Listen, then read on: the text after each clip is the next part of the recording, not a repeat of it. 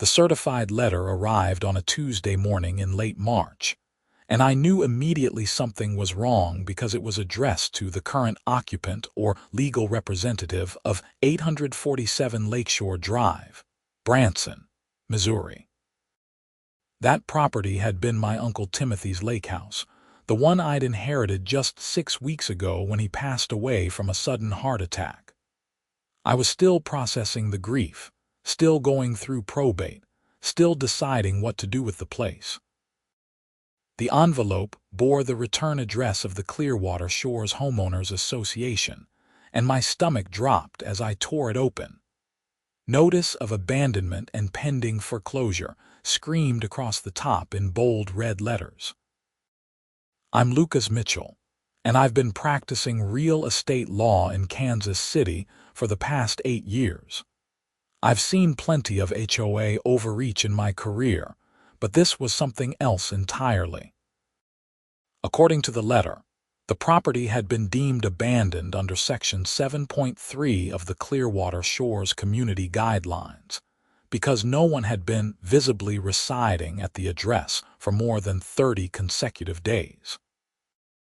They were giving me 72 hours to respond before they initiated foreclosure proceedings and placed a lien on the property for accumulated fines totaling $18,000. $18,000 in 6 weeks. I read the letter 3 times, my legal training kicking in as I parsed through the deliberately confusing language. They claimed I owed daily fines of $100 for failure to maintain property standards, another $50 daily for abandonment violations, and various other penalties that seemed to have been invented out of thin air. The letter was signed by one Deborah Henderson, president of the Clearwater Shores HOA board. I immediately called my assistant, Jenny, and told her to clear my afternoon. Then, I phoned my Uncle Timothy's neighbor, Harold Chen, an elderly gentleman who'd been friends with my uncle for 20 years. Harold, it's Lucas Mitchell, Timothy's nephew. I need to ask you about the HOA. There was a long pause on the other end. Oh boy, you got one of Deborah's letters, didn't you? You know about this. Everyone knows about Deborah Henderson. She's been terrorizing this community for 3 years, ever since she got elected HOA president. Your uncle and her were constantly at odds. He filed complaints, tried to get her removed, but she's got 3 other board members who follow her around like puppies. Lucas, she's bad news. She forced the Kowalskis out last year over some trumped-up violations. They lost their retirement home. My jaw clenched. Tell me everything you know about her methods. Harold spent the next 40 minutes detailing a pattern of harassment that made my blood boil. Deborah Henderson was a 47-year-old woman who'd moved to Branson 5 years ago after a messy divorce in St. Louis. She'd bought a modest lake house and immediately ingratiated herself into the HOA, eventually running for president on a platform of maintaining property values and community standards. Once in power, she transformed into a tyrant, using the HOA's broad authority to fine residents for minor infractions, then stacking violations when people couldn't pay immediately. She's trying to acquire properties, Harold said quietly. I'm almost certain of it. She charges these massive fines, then when people can't pay, the HOA forecloses. Somehow, those properties end up being sold to an LLC called Lakeview Holdings for below market value. Then they flip them for huge profits. And you think Deborah's connected to this LLC? I'd bet my pension on it. But proving it, that's another story. She's careful, Lucas, very careful. I thanked Harold and hung up, my mind already working through the legal implications. If Deborah was using her HOA position to essentially steal properties through fraudulent fines and foreclosures, she wasn't just committing civil violations. This could be criminal fraud, racketeering, potentially even RICO violations if the pattern was extensive enough. But first, I needed to deal with the immediate threat to my uncle's property.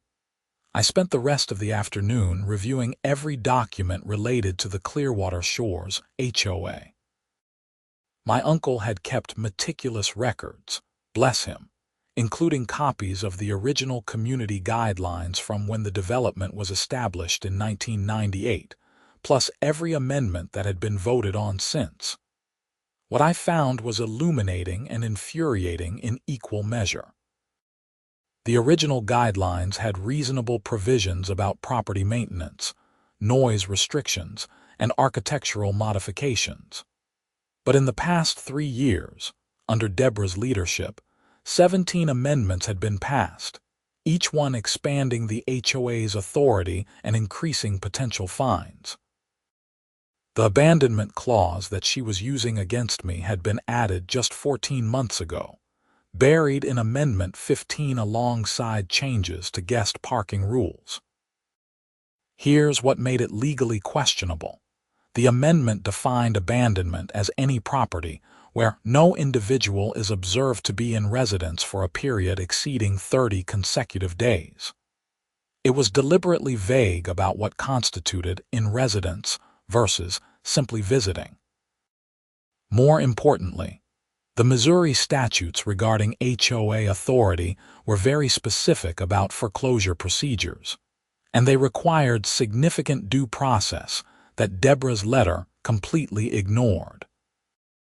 I drafted a detailed response letter that evening, citing specific Missouri Revised Statutes sections 355.066 and 448.1103, explaining that the property was not abandoned, but rather in probate following my uncle's death, that I was the legal heir and had been actively managing the estate, and that the HOA's notice failed to meet statutory requirements for foreclosure proceedings. I also demanded a full accounting of how the $18,000 in fines had been calculated, with specific dates and photographic evidence of alleged violations. I sent the letter via certified mail and email at 8 the next morning. By noon, my phone rang from a Missouri number I didn't recognize. Mr. Mitchell. The voice was sharp and nasal, with an artificially sweet undertone that immediately set my teeth on edge. "This is Deborah Henderson from the Clearwater Shores HOA. I received your letter, and I'm afraid there's been a misunderstanding. Really, please explain what I misunderstood about your threat to foreclose on my property in 72 hours. Well, you see, our community guidelines are quite clear about abandonment. Your uncle's property has been sitting empty since his passing. No one has been maintaining it. The grass has gotten long. There's been debris in the yard. I was there 2 weeks ago and mowed the lawn myself. The property is in excellent condition." She didn't miss a beat. "According to our records, the property hasn't been occupied. The guidelines require actual residency, not occasional visits. Mrs. Henderson, I'm a real estate attorney specializing in HOA law. I'm very familiar with Missouri statutes regarding homeowner associations, and I can assure you that your interpretation of abandonment wouldn't hold up in any court. Furthermore, your notice of foreclosure fails to meet the procedural requirements under state law. You haven't provided proper itemization of fines, you haven't allowed for a hearing before the board, and you haven't given the legally required 90-day notice period." There was a pause. When she spoke again, the artificial sweetness was gone. "Mr. Mitchell, I don't appreciate your tone. The Clearwater Shores HOA has every right to enforce its community guidelines. If you refuse to comply, we'll proceed with foreclosure. Then I'll see you in court. And Mrs. Henderson, I'll be filing a countersuit for harassment, abuse of authority, and intentional infliction of emotional distress. I'll also be requesting a full audit of the HOA's finances and a review of every foreclosure action you've initiated in the past 3 years." I hung up before she could respond. My hands were shaking slightly, not from fear but from anger. I'd dealt with difficult HOA boards before, but Deborah Henderson was operating on a different level entirely. That afternoon, I drove down to Branson. The lake house sat on a beautiful half-acre lot with direct lake access, surrounded by towering oak trees that my uncle had loved. The property was exactly as I'd left it 2 weeks prior, lawn neatly trimmed, no debris, windows clean. I took extensive photos and video documenting everything with timestamps. As I was finishing up, a car pulled into the driveway next door. Harold Chen emerged, waving. "Lucas, good to see you." "How'd it go with Deborah?" "About as well as expected. She's doubling down on the foreclosure threat." Harold shook his head sadly. "That woman. You know what I saw last week? She was here with some guy in a suit, taking pictures of your uncle's property. They were pointing at things, taking notes. I think she's already planning what to do with the place once she steals it from you." "Did you recognize the guy?" "Never seen him before. Fancy car, though. Black Mercedes with Illinois plates." "That was interesting." I made a mental note to look into Lakeview Holdings' corporate registration. If they were based in Illinois, there might be additional jurisdictional issues at play. Over the next few days, I went on the offensive. I filed a formal complaint with the Missouri Attorney General's office regarding the HOA's practices. I also reached out to other residents of Clearwater Shores, and what I learned confirmed Harold's suspicions. In the past 3 years, Deborah Henderson's board had initiated foreclosure proceedings against 7 properties. 4 of those families had eventually been forced out. 3 of those properties had been sold to Lakeview Holdings LLC for significantly below market value. I requested the corporate records for Lakeview Holdings from the Illinois Secretary of State's office. The LLC had been registered 2.5 years ago. The registered agent was a law firm in Chicago, but buried in the annual reports was a list of members. One name jumped out: Marcus Henderson, Deborah's ex-husband, brother, son. I dug deeper, running background checks and searching public records. Marcus Henderson was Deborah's younger brother, age 43, with a history of real estate investment in the Chicago area. He'd been sued twice for predatory business practices, but had settled both cases out of court. The pieces were falling into place. Deborah would use her authority as HOA president to levy massive fines and initiate foreclosures. The properties would be sold at HOA auctions where legitimate buyers were probably scared off by the controversy or never properly notified. Marcus's LLC would swoop in with lowball offers, then flip the properties for 2 or 3 times what they paid. It was a scam, pure and simple. And it was likely illegal on multiple fronts. I contacted an attorney friend who specialized in white-collar crime, Samantha Rodriguez. We'd gone to law school together, and she now worked as a prosecutor in St. Louis. "Sam, I need advice on potential criminal charges for HOA fraud." She listened as I laid out everything I'd discovered. When I finished, she whistled low. "Lucas, if you can prove that pattern, you're looking at fraud, conspiracy, possibly even racketeering. The problem is getting enough evidence to convince law enforcement to investigate. HOA disputes are usually civil matters, so cops tend to stay out of it. What if I can get victims to testify? People who were forced out of their homes. That would help, but you'd need documentation, financial records showing the scheme, evidence of coordination between Deborah and her brother. The more concrete evidence, the better." I spent the next week tracking down the families who'd lost their properties. The Kowalskis had moved to Springfield, Missouri, to live with their daughter. When I called and explained who I was, Mrs. Kowalski started crying. "That woman destroyed us," she said. We'd lived in that house for 15 years. Then suddenly we were getting fines for everything. Our mailbox was the wrong shade of black. Our porch light was too bright. Our tree branches hung 6 inches over the property line. The fines just kept adding up, $500 here, $1,000 there.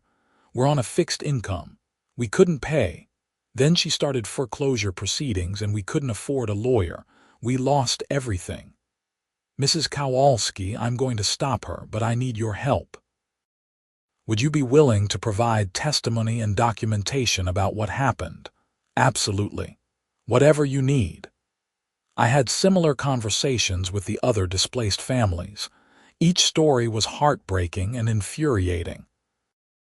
Deborah Henderson had systematically targeted the most vulnerable residents, people who couldn't afford to fight back, and stolen their homes through legal manipulation. But I could fight back, and I intended to.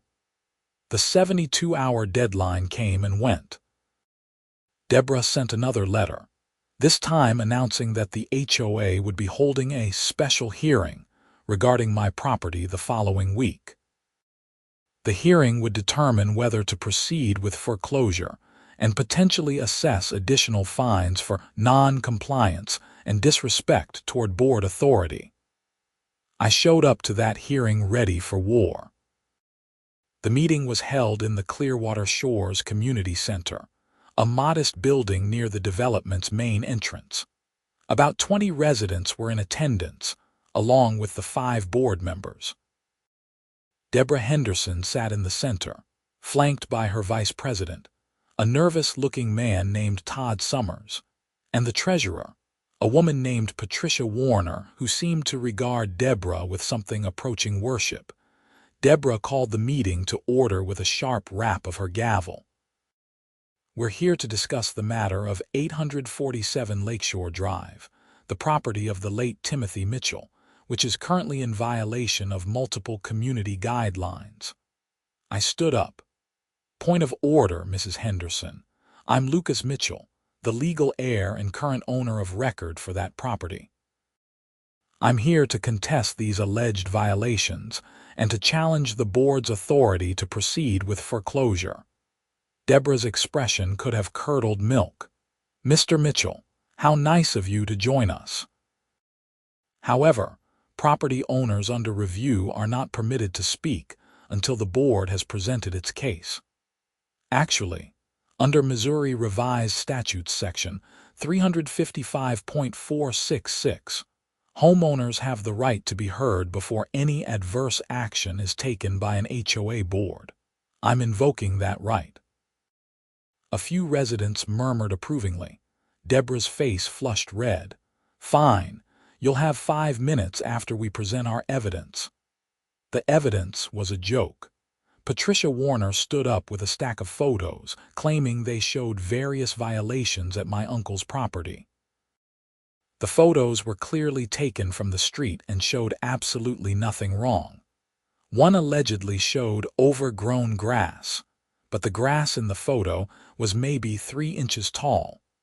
Another showed debris in the yard, which upon closer inspection appeared to be a decorative garden gnome.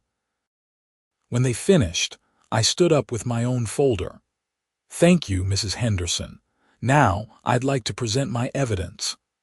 I had prepared a comprehensive PowerPoint presentation, which I projected on the wall using my laptop and a portable projector I'd brought. The first slide showed a timeline of Deborah Henderson's tenure as HOA president alongside the spike in foreclosure actions. The second slide showed the corporate registration for Lakeview Holdings LLC, with Marcus Henderson's name highlighted. Ladies and gentlemen of the board and residents of Clearwater Shores, what we're witnessing here is not legitimate HOA governance. This is a criminal enterprise designed to defraud homeowners of their property. Deborah shot to her feet. How dare you? This is slander. I'll sue you for defamation.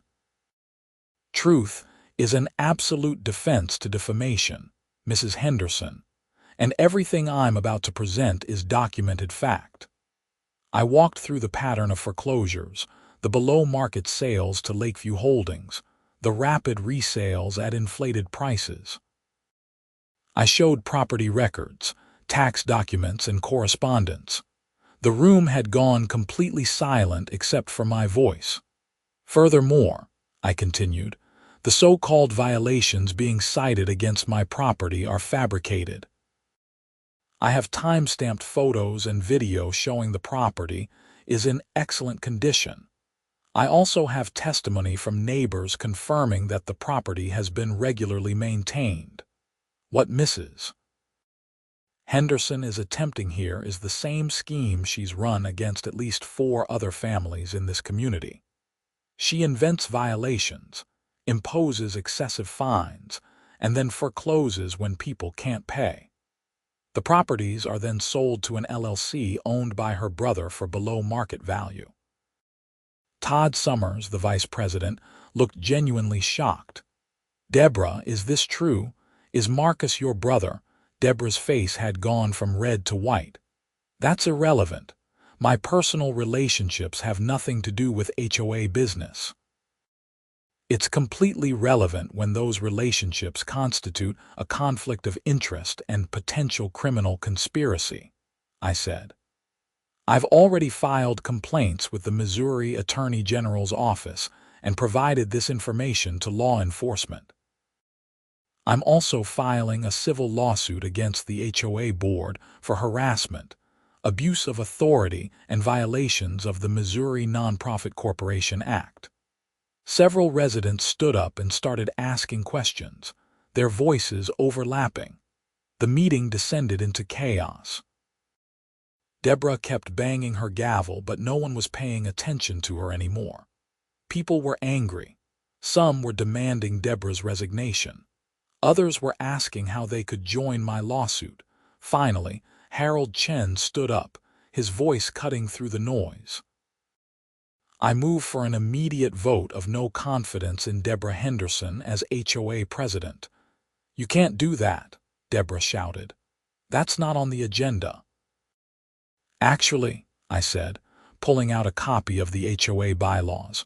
According to Article 6, Section 3 of your own bylaws, any resident in good standing can call for a vote of no confidence at any properly noticed meeting.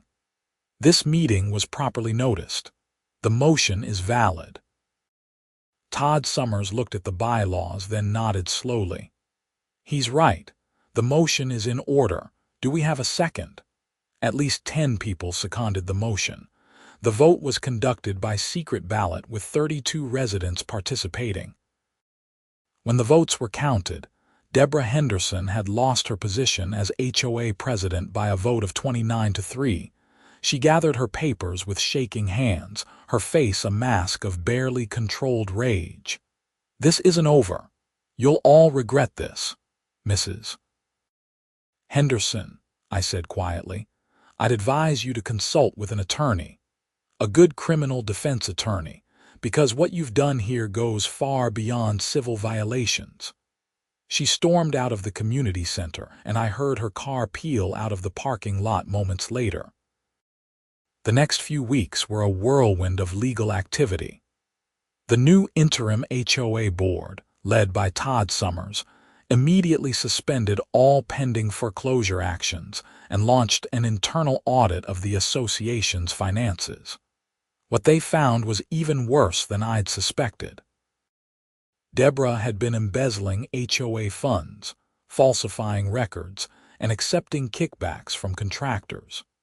The total amount of financial irregularities exceeded $200,000. I provided all of my research and documentation to the Missouri Attorney General's office and to the Taney County Sheriff's Department. They launched a formal investigation into Deborah Henderson and Lakeview Holdings, LLC. Meanwhile, I filed a class action lawsuit on behalf of all residents who'd been subjected to Deborah's fraudulent fines. The lawsuit named both Deborah personally and the HOA's insurance carrier. We were seeking damages for harassment, intentional infliction of emotional distress, and violations of the Missouri Merchandising Practices Act. Deborah tried to fight back, hiring an expensive attorney from Springfield, but her position was untenable. The evidence was overwhelming. Her own financial records, subpoenaed during discovery, showed regular wire transfers from Lakeview Holdings to her personal bank account. She'd been receiving a cut of every property sale, usually around 15 to 20% of the profit. 3 months after that chaotic HOA meeting, Deborah Henderson was arrested at her lakehouse. The charges included wire fraud, conspiracy to commit fraud, embezzlement, theft by deception, and multiple counts of extortion. Marcus Henderson was arrested the same day in Chicago on related charges. I was at my office in Kansas City when I got the call from Samantha Rodriguez. They got her, Lucas, both of them, federal charges too. The FBI got involved because of the interstate nature of the scheme. You did good. I felt a weight lift from my shoulders. Thanks, Sam. I couldn't have done it without your guidance. Are you kidding? You built the entire case. The prosecutors are calling it one of the most comprehensive HOA fraud investigations they've ever seen. You handed them everything on a silver platter. The criminal case moved forward steadily. In December, about 8 months after the initial confrontation, Deborah Henderson accepted a plea deal. She pled guilty to federal wire fraud and conspiracy charges, agreeing to cooperate fully with the investigation and to make restitution to all victims. She was sentenced to 4 years in federal prison, followed by 3 years of supervised release. Marcus Henderson received a similar sentence. The civil lawsuit settled for a total of $1.2 million, paid out by the HOA's insurance carrier and from the liquidation of Deborah's assets. Every homeowner who'd been subjected to fraudulent fines received compensation. The families who'd lost their properties received enough money to buy comparable homes, along with additional damages for their suffering. The Kowalskis bought a beautiful house in Branson, actually not far from Clearwater Shores. When I visited them to deliver their settlement check, Mrs. Kowalski hugged me so tightly I thought my ribs might crack. "You gave us our life back," she said, tears streaming down her face. "We thought we were going to spend our retirement in our daughter's basement. Now we have a home again. Thank you, Lucas. Thank you so much." Those moments made everything worthwhile. The late nights, the stress, the confrontations. I'd gone into real estate law because I believed property rights were fundamental to freedom and security.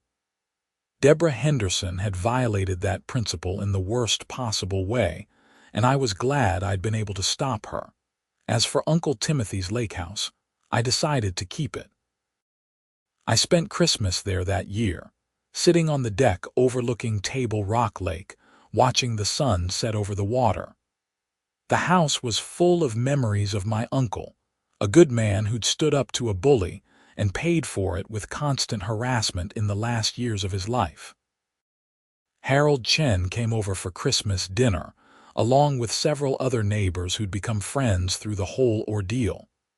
We ate turkey and stuffing, drank too much wine, and told stories about Uncle Timothy. It felt right, being there in that house, surrounded by people who'd cared about him. "Your uncle would be proud of you," Harold said as we stood on the deck later that evening, watching stars emerge in the darkening sky. "He fought Deborah for years, but he could never quite pin her down. You did what he couldn't. You stopped her." "I had advantages he didn't," I said. Legal training, resources, time to dedicate to the investigation. He was fighting alone. I had help. "Don't sell yourself short, son. You took on a fight that wasn't really yours. You could have just paid the fines, walked away, sold the property. But you didn't. You stood up for principle. That takes courage." I sipped my wine, considering his words. He was right, in a way. It hadn't been about the money or even about the property, not really. It had been about justice, about standing up to someone who used power to prey on the vulnerable, about making sure that what happened to the Kowalskis and the others couldn't happen to anyone else. The new HOA board, under Todd Summers' leadership, had completely reformed the organization. They'd repealed most of Deborah's amendments, restoring the original, reasonable community guidelines. They'd implemented new checks and balances, including term limits for board members and mandatory financial audits. They'd also established a homeowner advocacy committee to review any fines or violations before they could be assessed. It was, Harold told me, a completely different community now. People actually wanted to be involved with the HOA again. They held neighborhood barbecues and book clubs.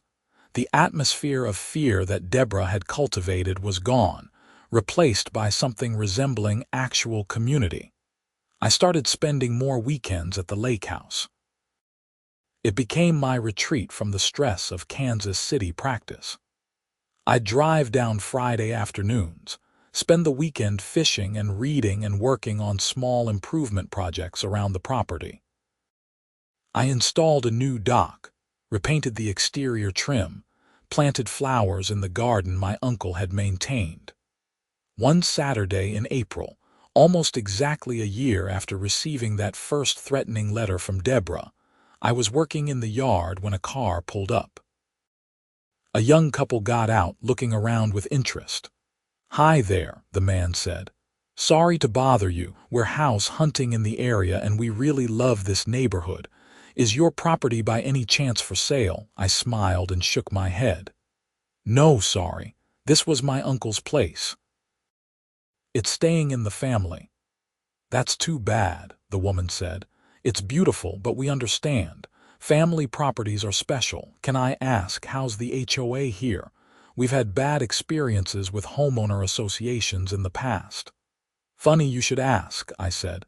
"The HOA here is great now. They had some problems a while back, but it got cleaned up. New leadership, reasonable rules, transparent finances. I'd say it's one of the better-run associations I've seen, actually." "That's good to hear. Thanks for your time." As they drove away, I reflected on how much had changed in a year. Deborah Henderson was in federal prison in West Virginia, serving her sentence and hopefully reflecting on the damage she'd caused.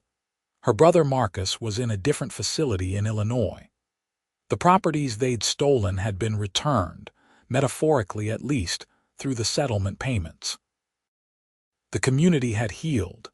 I went back to work on the flower bed, digging in the rich Missouri soil, feeling the spring sunshine warm on my shoulders. Uncle Timothy had left me more than just property. He'd left me a purpose, a reminder of why the law mattered.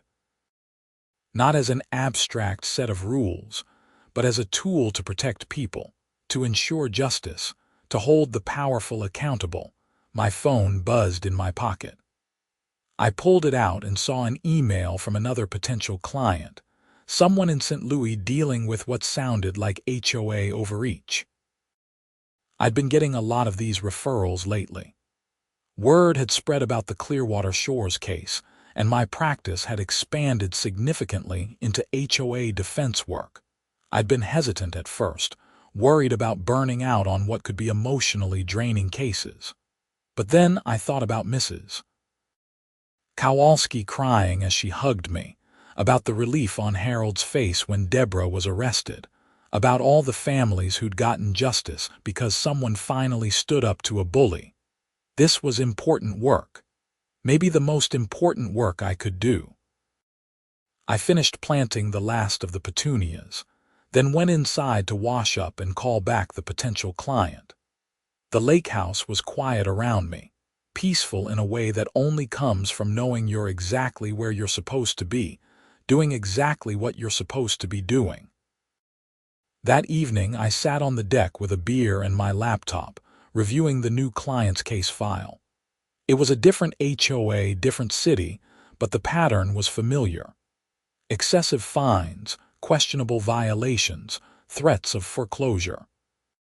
Some people never learned that they couldn't abuse their authority without consequences, but I'd learned something too.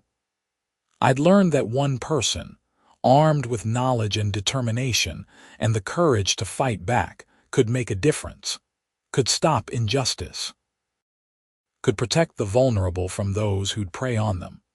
Uncle Timothy had fought the good fight for years, but Deborah had been too entrenched, too careful, too protected by her bored allies. It had taken someone with specific expertise and resources to finally bring her down. I'd been in the right place at the right time with the right skills. Some people might call that luck. I preferred to think of it as destiny. I typed out an email to the new client, introducing myself and outlining how we'd approach their case. As I hit send, I looked out over the lake, watching the last rays of sunlight paint the water gold and pink. Somewhere out there, other people were dealing with similar situations, trapped by unfair rules enforced by petty tyrants drunk on minor authority. But they didn't have to face it alone. Not anymore. Not if I had anything to say about it. The HOA might have declared my inherited property abandoned after 30 days, but they'd made a critical mistake. They'd messed with someone who knew exactly how to fight back, who had the skills and knowledge and resources to not just defend himself, but to dismantle their entire corrupt operation. Too bad for them, I was a real estate attorney.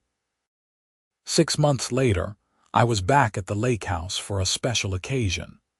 The Clearwater Shores HOA was hosting its annual summer picnic, and this year it was actually an event people wanted to attend.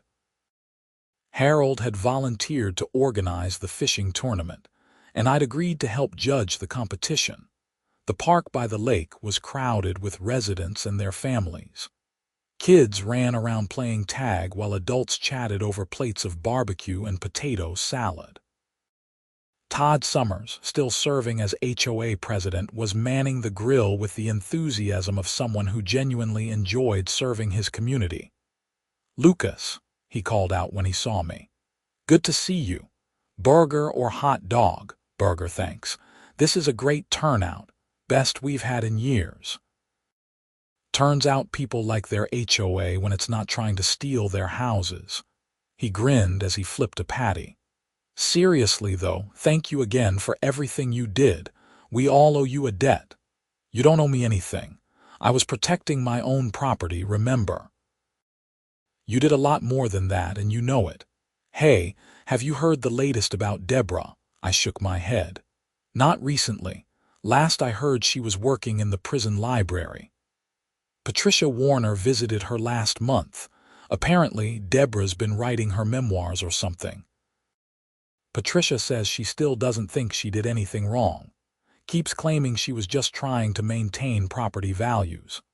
I wasn't surprised. True narcissists rarely accepted responsibility for their actions. "How's Patricia doing?"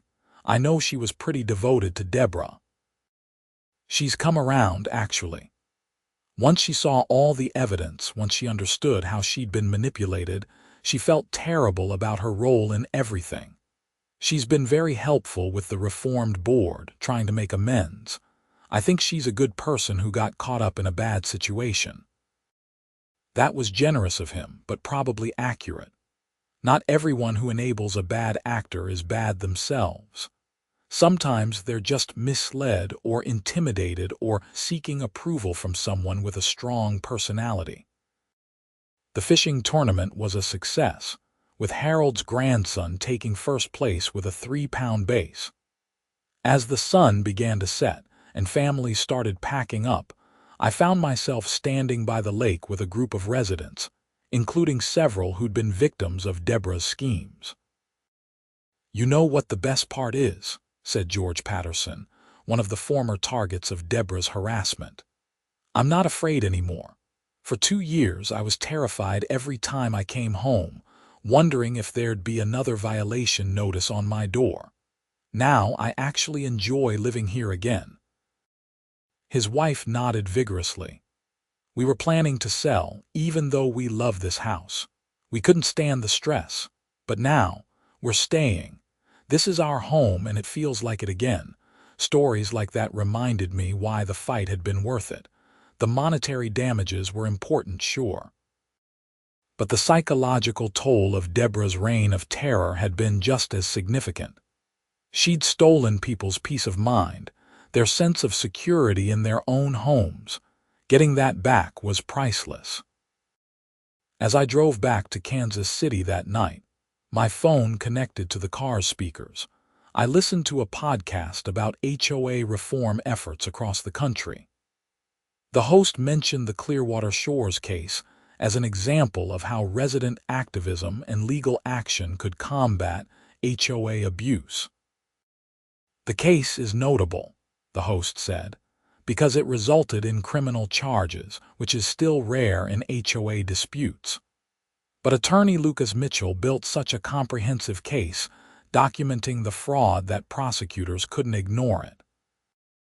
His work has become something of a template for other attorneys handling similar cases.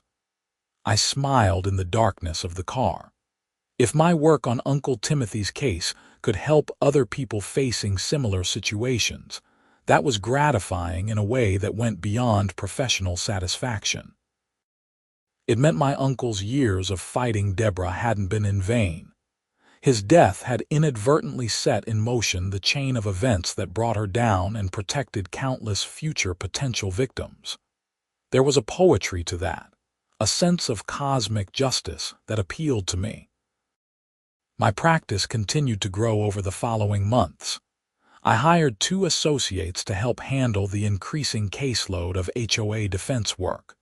We won significant victories for clients in Columbia, Jefferson City, and Springfield. Word spread that we were the firm to call when you had HOA problems. Not every case ended with criminal charges like the Clearwater Shores matter. Most were resolved through negotiation, mediation, or civil litigation. But each victory felt meaningful. Each time we stopped an unjust fine, prevented a wrongful foreclosure, or held an overreaching board accountable, we were defending people's fundamental rights to enjoy their property. One case particularly stood out. A disabled veteran in Independence was being harassed by his HOA over medical equipment in his garage. The board claimed his wheelchair lift violated aesthetic guidelines.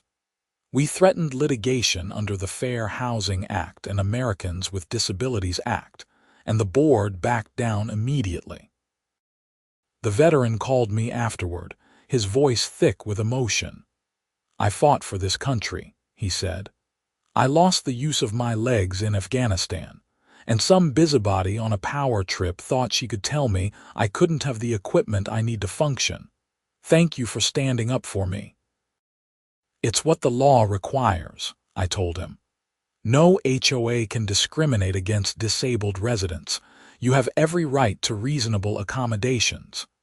"Yeah, but knowing your rights and enforcing them are 2 different things. I couldn't have fought this alone. You did that for me." Calls like that made the long hours and difficult confrontations worthwhile. I'd found my calling, not just as an attorney but as an advocate for people who needed someone in their corner. By the following spring, 2 years after the initial confrontation with Deborah Henderson, I'd become something of an expert on HOA law. I was invited to speak at legal conferences, wrote articles for bar journals, and consulted with state legislators on HOA reform bills. The Missouri legislature was considering new regulations that would strengthen homeowner protections and increase transparency requirements for HOA boards. I testified before the state Senate committee, drawing on my experiences with the Clearwater Shores case. Homeowner associations serve an important function, I told the committee. They maintain common areas, enforce reasonable standards, and preserve property values.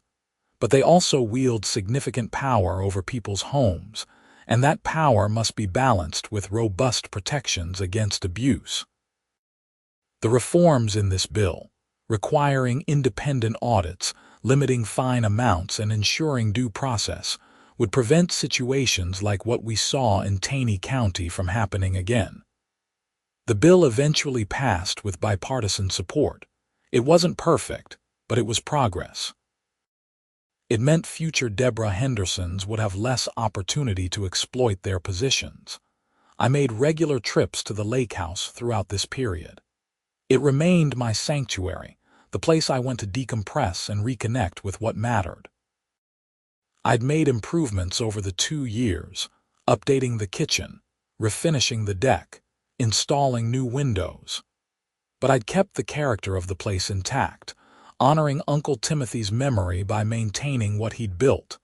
Harold Chen became a close friend.